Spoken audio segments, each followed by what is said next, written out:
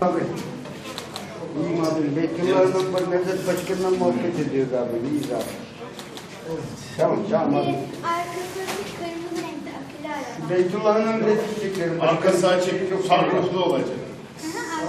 Tamam. Beytullah, çerçeve bir resim çekelim abi. Beytullah gel. Gel, sen ablasın. Tamam. Kaça gidiyorsun? 5. Hadi. Bisiklet aldın mı sen? Ne zaman aldın ya? Yavuz'un görevi. Biz ama diğer işlere bakalım. Türkiye diğer şeylerde. Köyümüz çok güzel. Allah ağız tadımızı bozmasın. Sağlık, saat versin. Çalışıyor olmasın. Başın çalışıyor.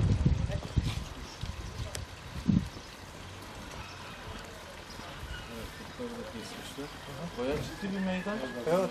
Çok güzel bir meydan. Oynuyor mu? Oynuyor.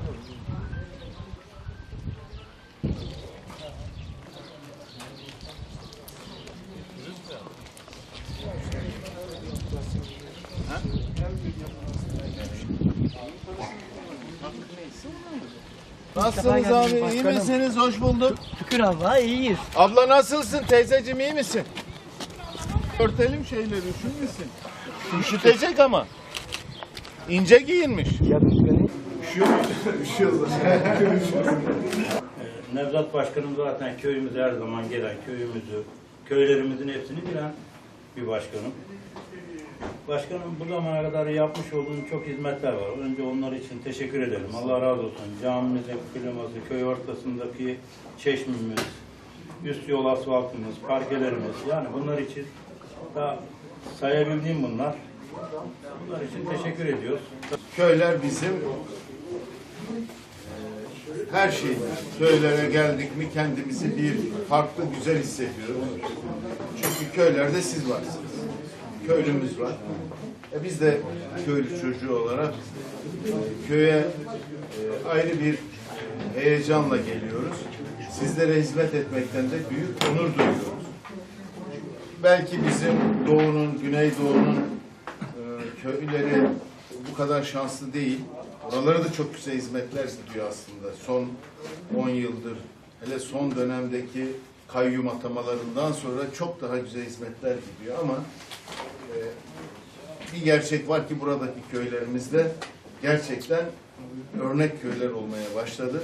Biz bu hizmetleri ibadet gibi yapmaya çalışıyoruz ve biliyoruz ki halka hizmet, hakka hizmettir. Bu bizim Cumhurbaşkanımızın, liderimizin çizgisidir. Bakın, dünya niye Tayyip Erdoğan istemiyor? Şimdi Amerika kıpır kıpır, Avrupa kıpır kıpır. Niye? Neden? Acaba Türkiye'nin iyiliği için mi? Yoksa Türkiye'nin kötülüğü için mi? O Haçlılar, o emperyalistler ne zaman Türkiye'nin iyiliğini düşünmüş? Soruyorum ben size, ne zaman iyiliğini düşünmüş? Hiçbir zaman. Her zaman ikiyüzlü davranmışlar. İşte Avrupa'yı gördük, işte Amerika'yı gördük. Onların ikiyüzlülüğünü ortaya çıkaran bir liderimiz var, dünya liderimiz.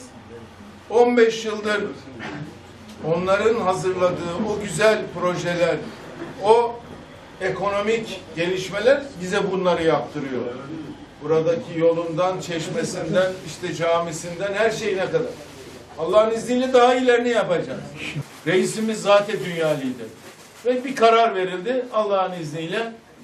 2 ay sonra o Amerika'ya, o Almanya'ya, o İngiltere'ye, o Fransa'ya, o Türkiye düşmanlara, FETÖ'süne, IŞİD'ine, PYD'sine hepsine cevabı yine siz sandıkta vereceksiniz.